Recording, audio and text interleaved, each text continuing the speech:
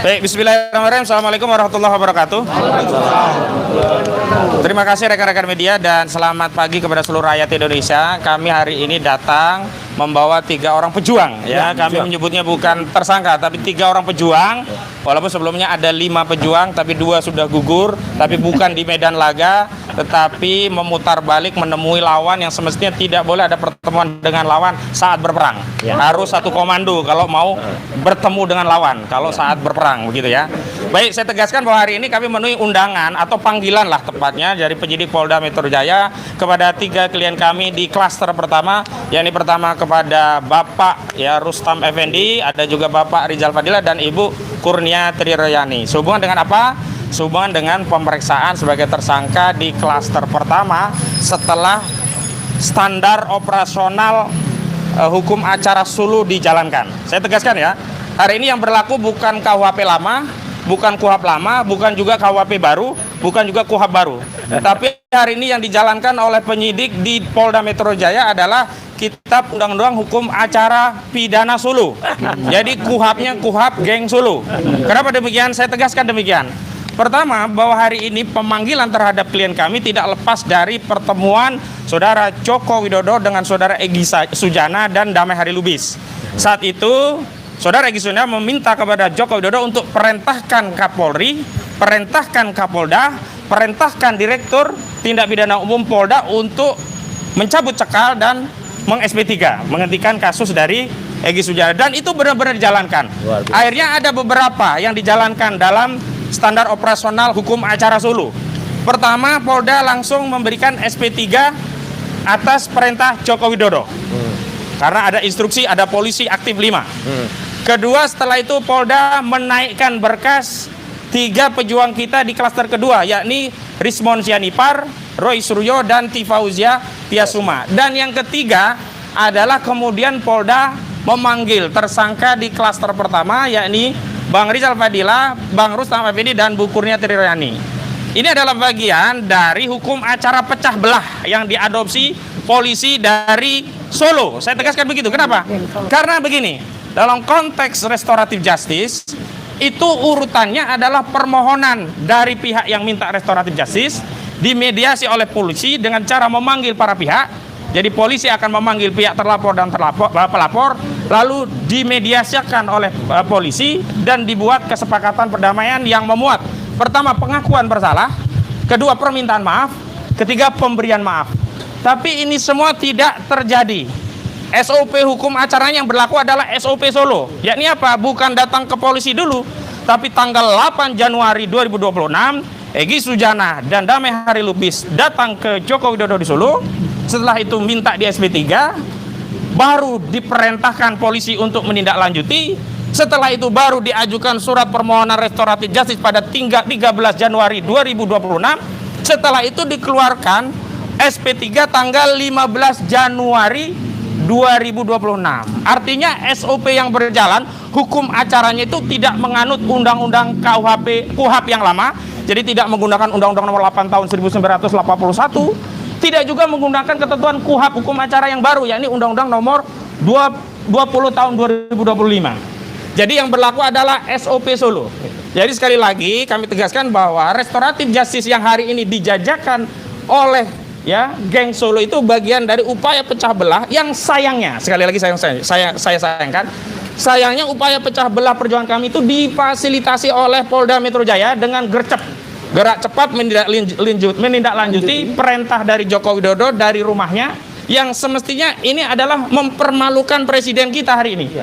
Karena hari ini yang panglima tertinggi atasan langsung polisi, Kapolri itu adalah Presiden Prabowo Subianto, bukan Saudara Joko Widodo. Kantor negara kita adalah di Istana Negara, bukan di rumah Jokowi di Solo. Jadi ini merusak hukum acara dalam penegakan hukum. Itu dari sisi prosedur. Yang kedua, dari sisi substansi, kami tegaskan restorasi ini hanyalah restorasi untuk membeli pejuang agar mau menjadi pengkhianat.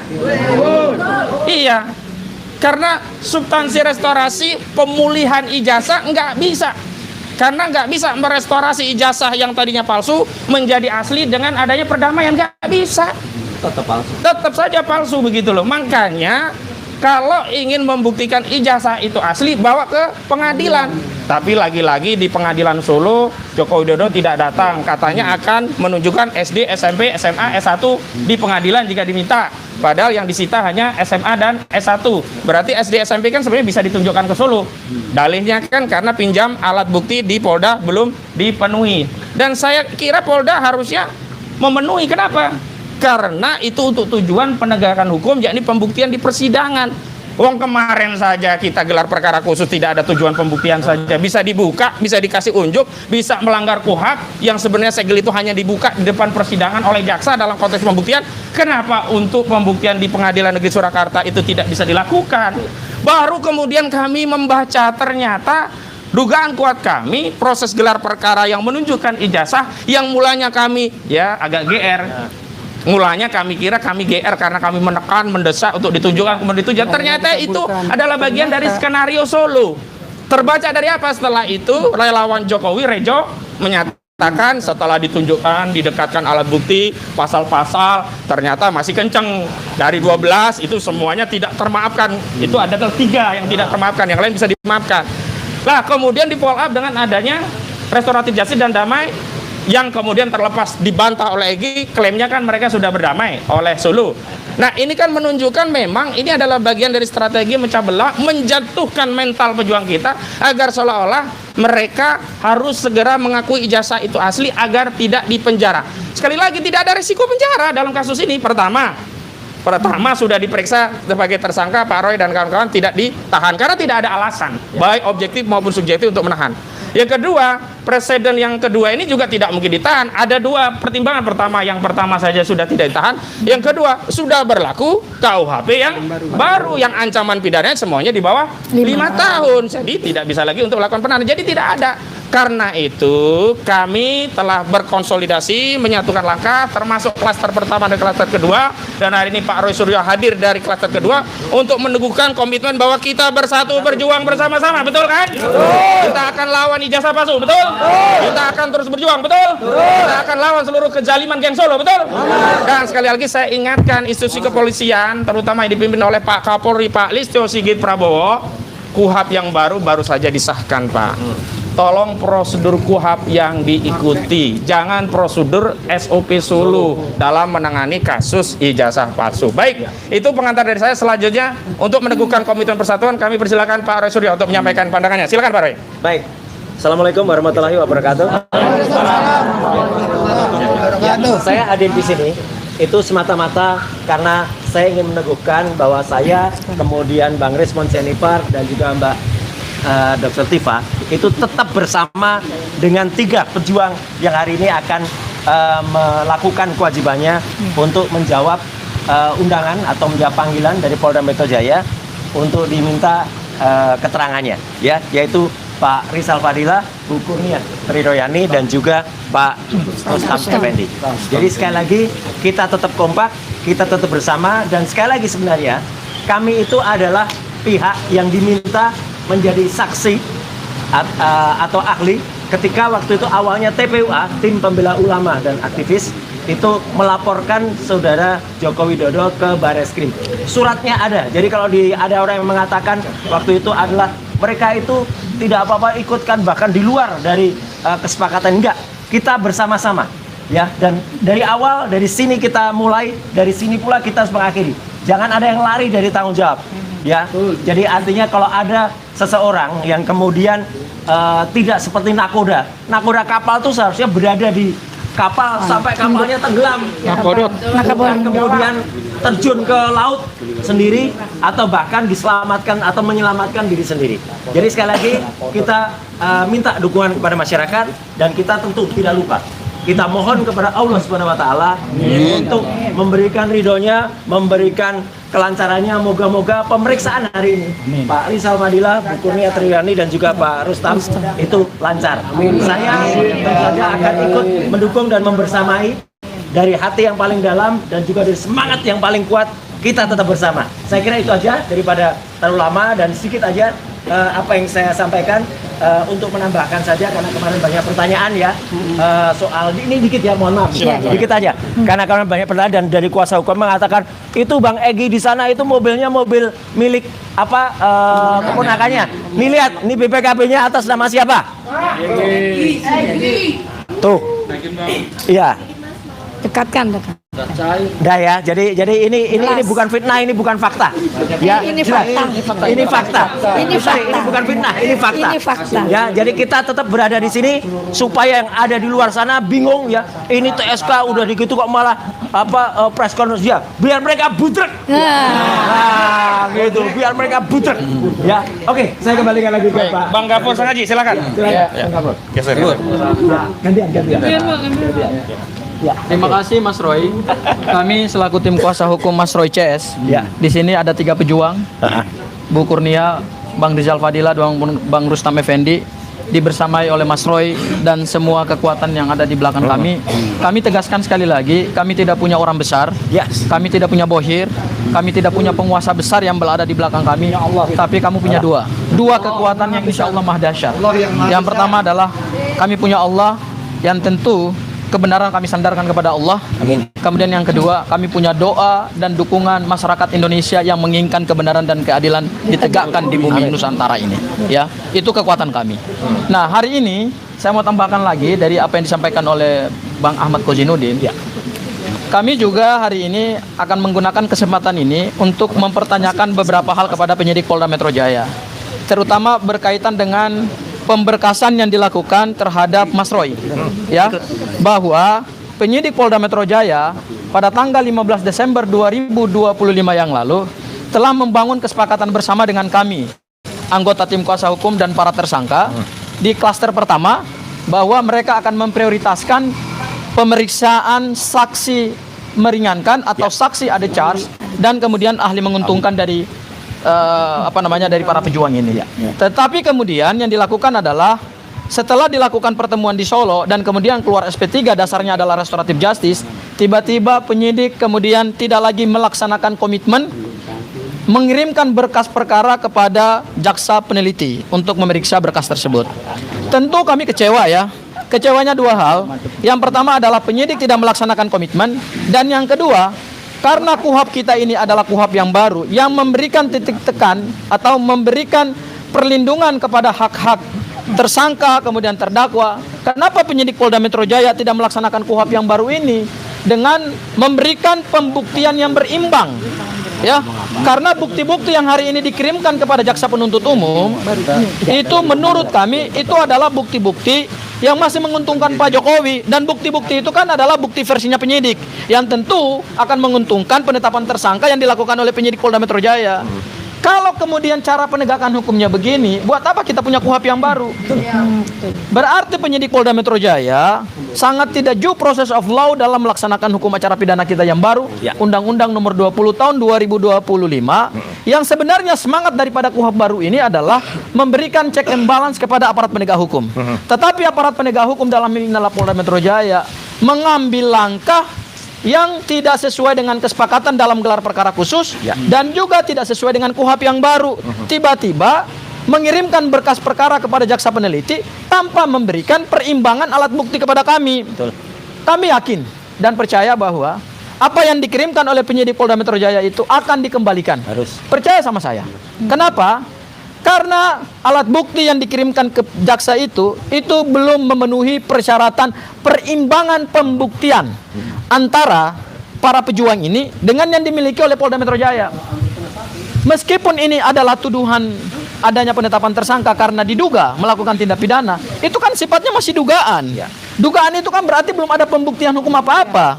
Karena belum ada pembuktian hukum apa-apa, maka penyidik Polda Metro Jaya harusnya berada di titik tengah, menerima alat bukti dari pelapor, tetapi juga menerima alat bukti yang disampaikan oleh para tersangka dan para pejuang ini. Kenapa kemudian itu tidak dilakukan? Kami melihat bahwa justru ya, selang beberapa hari setelah keberlakuan KUHP dan KUHAP baru, aparat penegak hukum sekelas Polda Metro Jaya yang sebenarnya kita harapkan memberikan contoh penegakan hukum yang tepat dan benar dengan keberlakuan KUHAP dan KUHAP baru ini, seharusnya memberikan pendidikan hukum yang benar.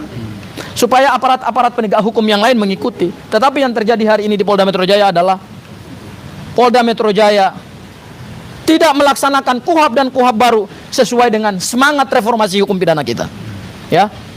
Jadi kami minta nanti hari ini Polda Metro Jaya juga harus bisa memberikan klarifikasi kepada kami, dan kami akan minta supaya ahli-ahli yang sebetulnya belum diperiksa itu mohon untuk diperiksa kembali. Dan kepada lembaga penegak hukum yaitu kejaksaan, laksanakan KUHAP. Jika memang alat bukti yang dimiliki oleh penyidik itu belum memenuhi unsur material dan unsur formil, berarti berkas perkara harus dikembalikan kepada penyidik Polda Metro Jaya. Itu Bang Ahmad Kusiniuddin yang bisa saya tambahkan. Selanjutnya ke tersangka dulu ya, Bang. Ya. Bu Kurnia dulu, silakan. Pejuang maksud saya, bukan Para pejuang. Bismillahirrahmanirrahim. Assalamualaikum warahmatullahi wabarakatuh. Waalaikumsalam. Ditingkahi dengan hujan besar tadi yang sekarang sudah mereda. Kita berharapkan adanya berkah dari Allah Subhanahu wa taala. Amin. Saya, Bang Rizal dan Pak Rustam juga Bang Roy sangat bersyukur atas apapun yang ada yang saat ini Allah embankan kepada kami. Tanggal 15 Januari saya menerima surat pemanggilan sebagai tersangka yang pertama, dan dari situ saya ada perasaan lega. Mengapa saya katakan lega? Kami merasa keadaan di mana seperti diadu domba ini setidaknya satu langkah selesai. Karena saya tahu ada kegelisahan di hati saudara-saudara kami di klaster 2, kok yang klaster 1 ini tidak juga diperiksa, ya. Dan itu saya dengarkan sendiri narasinya. Dan hari ini saya sangat bersyukur saudara-saudaraku, kita satu tujuan, kita satu kerjasama, kita sesungguhnya solid, tidak pernah terpecahkan, ya. Kami pun ingin ditanya, kami pun ingin diperiksa agar diketahui apa duduk soal yang sebenarnya. Karena kita tahu dari awal di mana kami maunya melaporkan tapi hanya dihargai sebagai emas, semua ketidakadilan itu terus berlangsung selama hampir 8 bulan ini, ya. Nah, oleh karena itu ini menjawab segalanya. Mungkin ini bagian daripada puncaknya, saya tidak pernah tahu, akan tapi yang pasti kami ini akan diproses dengan menggunakan KUHP 2023 dan KUHAP 2025. Ini tergantung kepada petugas sendiri apakah mereka sudah siap melaksanakan dengan aplikasinya yang tersebut, ya. Nah, oleh karena itu kami inginkan sebagai aparat yang sudah terlatih jangan lagi kagok dan bingung dengan hal tersebut. Karena jika bingung, kamilah korbannya. Nah, kami mengatakan tadi bahwa ada 2 klaster, meskipun saya juga bingung, kok kayak perumahan, apakah ada klaster itu dikenal. Banyak sekali hal-hal yang janggal dalam hal ini. Nah, oleh karena itu kami datang kemari, kami ingin menjawab semua itu. Hari ini dengan besar hati, kami akan menjawab semua tantangan ini, memberikan jawaban seterang-terangnya kepada masyarakat Indonesia, agar kelak 2029 kita mendapatkan pemimpin yang tidak abu-abu latar belakang pendidikannya. Jelas latar belakang pendidikannya, ya. Dan saya kira tidak ada lagi ada lagi alasan, walaupun ada azas in dubio pro legi polri, di mana seorang penyidik yang ragu-ragu tetap melanjutkan. Harusnya mereka istiqomah kepada tegak lurus kepada penegakan hukum atau gakum, ya. Demikian saya lanjutkan kepada Bang Rizal, langsung Bang Rizal. Ya, geser tukar posisi aja. Biar dekat sama mic. Yang kita ingin sekarang lakukan sebenarnya adalah membuktikan terjadinya 2 kecacatan, ya, cacat prosedural dan cacat substansial atau material juga. Yaitu bahwa dari segi prosedural nanti kita akan kritisi bahwa ini tidak benar, tadi sudah disinggung bahwa ini adalah pemaksaan, ini bukan penanganan kasus perkara kriminal, bukan, tapi kriminalisasi. Ini bukan murni hukum, tapi ini adalah kemauan politik dengan memperalat hukum. Dan itu kan kita buktikan tentang aspek proseduralnya yang dibuat sedemikian rupa sebagai rekayasanya. Yang kedua tentu saja tidak kita uraikan lebih dalam itu ialah masalah substansialnya. Tuduhan ataupun sangkaan tentang pelanggaran pasal 310, 311, 160 KUHP lama yang dikaitkan dengan pasal 33, pasal 34 dan 246, bahkan 243 juga dikaitkan ke sana di KUHP baru yang menggambarkan bahwa 3 ataupun pasal-pasal itu kita akan buktikan tidak memenuhi bagi sangkaan kepada kita semua. Misalnya soal pencemaran 310, 311 atau 433, 434 gitu kan. Itu hal yang bagaimana terjadi pencemaran dikaitkan dengan fitnah. Jika belum ada pembuktian tentang ijazahnya itu asli atau palsu, sampai detik ini tidak ada satupun instansi yang punya kredibilitas bisa membuktikan tentang status ijazahnya asli atau palsu. Maka tidak ada itu pasal yang disebut pencemaran maupun fitnah. Kemudian yang berkaitan dengan masalah penghasutan. Penghasutan itu semua sudah tahu bahwa itu deliknya material. Material itu harus ada bukti nyata prakteknya dari apa yang disebut dihasutkan itu. Dan itu sama sekali kita bisa menyatakan tidak ada bukti itu. Tidak akan ada, berarti tidak mungkin terbukti pasal itu. Termasuk juga dikaitkan tadi 243 yang baru, misalnya soal ujaran kebencian berbasis sara. Sara apa? Dalam konteks yang apa kita kemukakan. Tidak ada hubungan dengan suku, tidak ada hubungan dengan agama, tidak ada hubungan dengan ras, apalagi antar golongan. Itu nggak ada itu. Maka sebetulnya ini tidak memenuhi rumusan delik. Dan ini menggambarkan bahwa sebetulnya diada-adakan saja sampai ke proses tersangka ini. Jadi betul tadi, kalau dibawa, dilimpahkan ke kejaksaan, kejaksaan harus menolaknya. Nggak mungkin diproses lebih lanjut. Dan kalaupun dilanjutkan berarti kriminalisasi berlanjut. Berarti proses politik jalan, hukum hanya alat. Inilah yang kita kembalikan ke rakyat. Hei rakyat Indonesia, negara ini adalah negara kekuasaan, bukan negara hukum. Mahstat, bukan restat. Dan inilah kondisinya. Maka nggak bisa dibiarkan. Kami semua, baik yang di sini kualifikasinya tersangka maupun para kuasa hukum, itu sedang berjuang untuk menegakkan negara kita sebagai negara hukum. Kembalikan ini negara hukum, bukan negara kekuasaan. Jadi itu saja yang bisa saya sampaikan. Dan dalam proses pemeriksaan ini baru panggilan ke-1. Tapi panggilan ke-1 kita sudah datang. Kita tidak takut. Ya, proses ini nggak takut. Itu padahal baru ke-1, boleh ke-2, boleh ke-3. Tapi ke-1 pun kita sudah datang. Kita akan penuhi proses-proses hukum ini. Dan kita tidak akan melakukan apa yang disebut dengan perdamaian, restoratif justice, maaf-maafan. Tidak akan kita lakukan, walaupun sudah lebaran nantinya. Saya kira ini pokoknya, kalau mau minta maaf, Pak Jokowi yang minta maaf, bukan kepada kami, rakyat Indonesia. Pak Jokowi harus meminta maaf kepada seluruh rakyat Indonesia bahwa dia telah menipu bangsa ini selama lebih dari 10 tahun. Assalamualaikum warahmatullahi wabarakatuh. Waalaikumsalam warahmatullahi wabarakatuh. Bang Rustam, Bang. Ya, terakhir. Setelah ini baru boleh pertanyaan. Oke, bismillahirrahmanirrahim. Assalamualaikum warahmatullahi wabarakatuh. Waalaikumsalam warahmatullahi wabarakatuh. Alhamdulillah hari ini saya dan kawan-kawan sehat walafiat untuk menghadapi proses hukum yang dilakukan bukan oleh bangsa ini tapi oleh geng Solo gitu. Artinya mohon marwah hukum di negara ini harus betul-betul ditegakkan. Jangan hukum ini dipermainkan oleh yang namanya Joko Widodo. Karena apa? Karena saya sendiri meyakini ijazah Jokowi itu ada yang buat. Artinya ijazah itu palsu. Keberadaan kami di sini ini menunjukkan bahwasanya Jokowi masih punya kekuasaan di atas Polri. Hukum tidak berlaku untuk Jokowi. Dibuktikan apa? Kemarin terjadinya restorasi justice, Egy Sujana dan Damai Hairil Lubis dilakukan di Solo dengan dihadiri petinggi-petinggi Polri. Oleh karena itu, Jokowi selalu bertanya, ada orang besar di belakang TPUA. Saya kasih tahu Pak Jokowi, orang besar itu memang ada.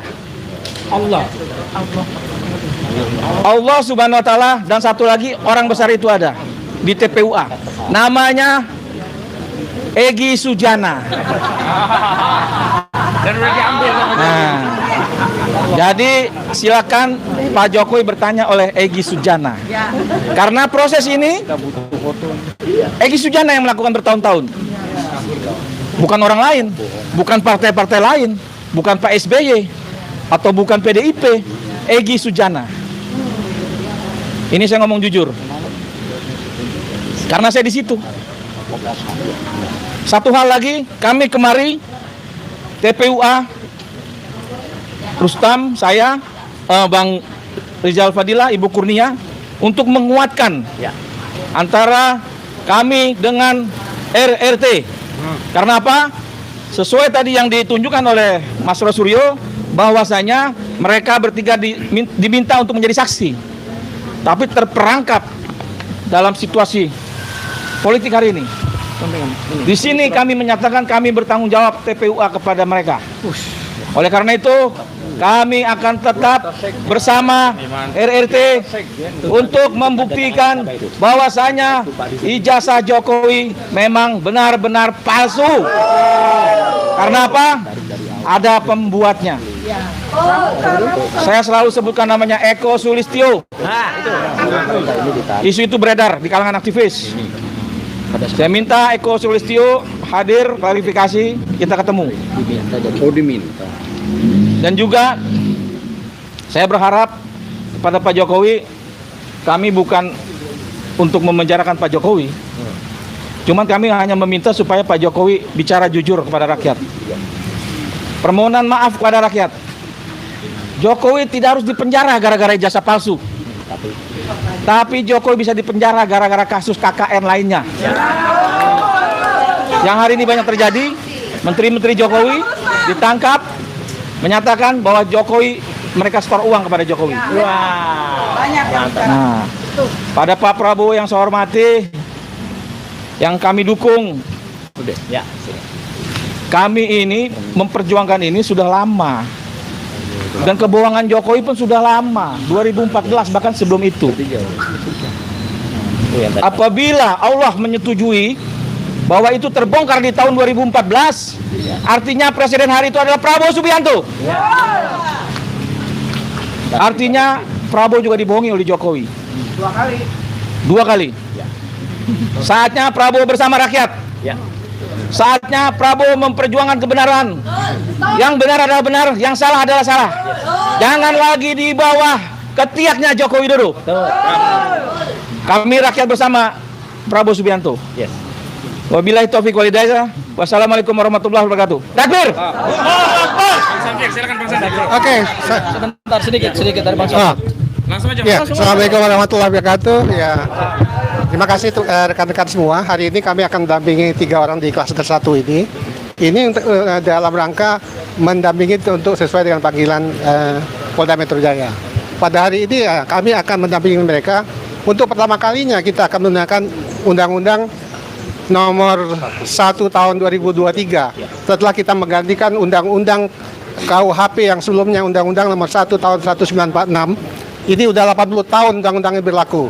Hari ini kami akan mendampingi teman-teman pejuang-pejuang ini untuk hak-haknya mereka. Kita ketinggalkan 80 tahun undang-undang yang telah banyak mengkriminalisasikan masyarakat Indonesia. Undang-Undang nomor 1 tahun 2023 yang dipergunakan sekarang ini lebih mengetengahkan untuk pendegakan hak asasi manusia.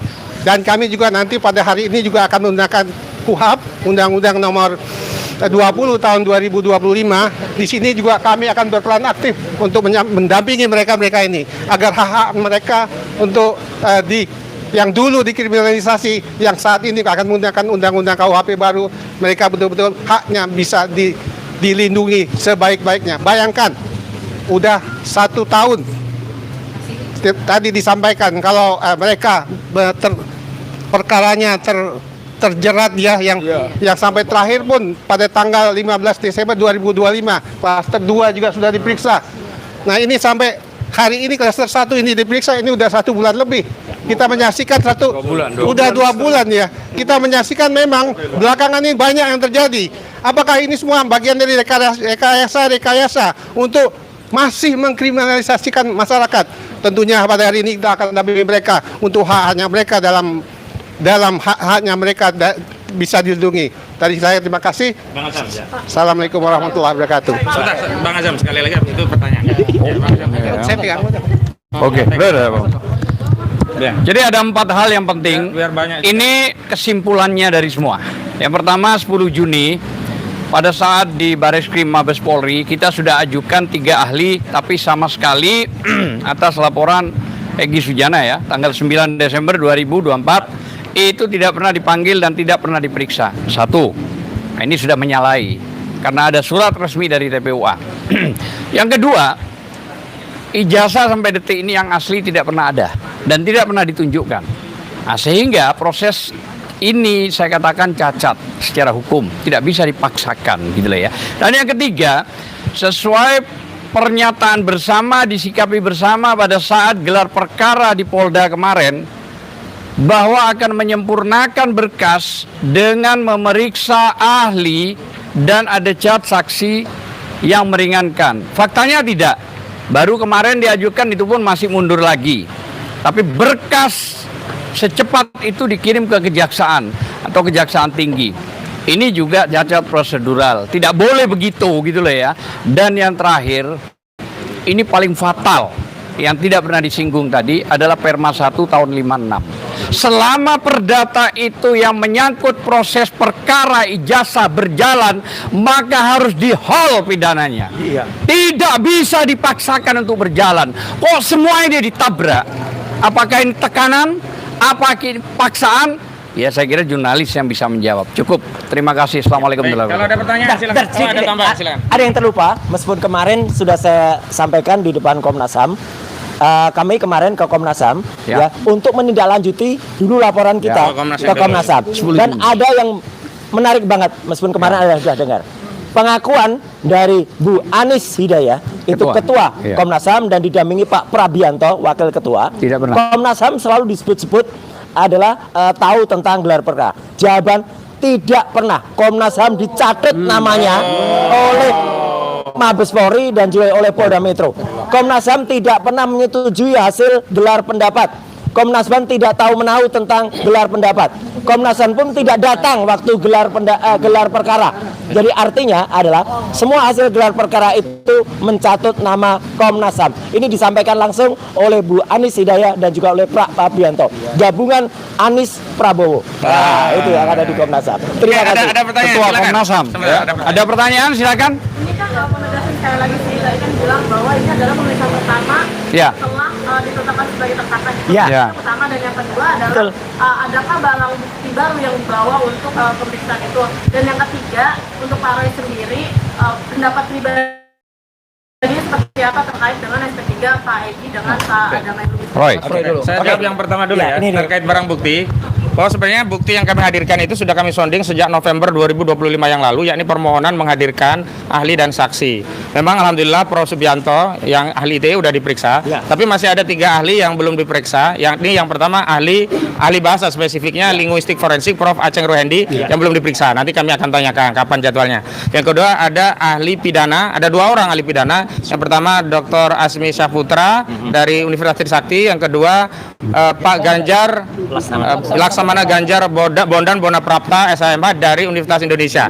Itu adalah bagian dari bukti-bukti berupa ahli yang kami hadir, yang keterangannya tentu saja sudah kami tanyakan kepada ahli bahwa para pihak ini ya, tersangka pejuang-pejuang kita itu tidak layak untuk dipersoalkan baik dengan pasal delik aduan yakni 311 310 maupun delik umumnya 32 335 juga Undang-Undang KUHP 160 KUHP.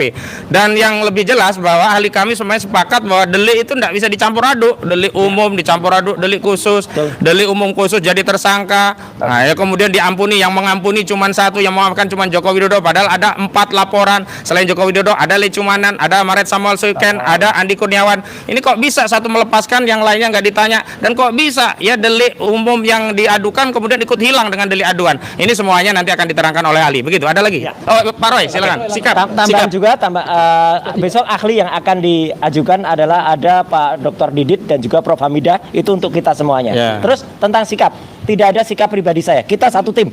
Sikap saya adalah sikap yang sudah disampaikan oleh kuasa hukum, ya, tentang SP3-nya Egy Sujana. Jadi saya menyerahkan kepada kuasa hukum, tidak ada sikap pribadi karena kita satu tim, kita tetap bersama. Terima kasih. Baik, ya.